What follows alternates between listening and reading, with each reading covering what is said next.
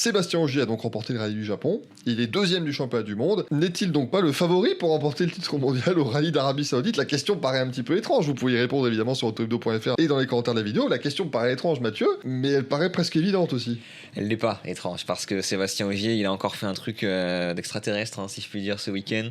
Il a remporté 10 spéciales sur 20 de ce rallye du Japon. Il a remporté ce rallye du Japon avec un peu plus de 11 secondes d'avance sur Elfyn Evans. Et il fait encore 35 sur 35. Il remporte le rallye, le Super Sunday, la Power Stage. La Power Stage qu'il a gagné pour 1/10 de seconde devant Elfyn Evans. Mais au-delà de ça, oui, pour répondre à la question, oui, pour moi, il est favori parce qu'en termes de dynamique, la seule fois où il n'a pas gagné le rallye, ou en tout cas où il s'est pas positionné sur le podium, c'est quand il a été dans l'arbre en centrale.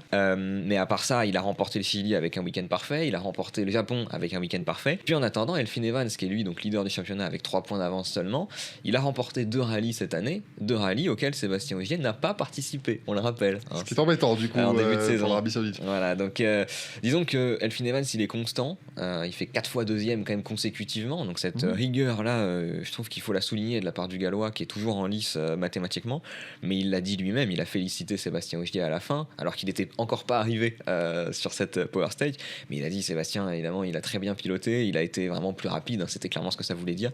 Et pour moi, oui, le Français est favori parce que tout simplement, s'il ne fait pas d'erreur ou s'il n'a pas de problème d'ordre mécanique, je pense que personne, en termes de rythme pur, ne peut le battre.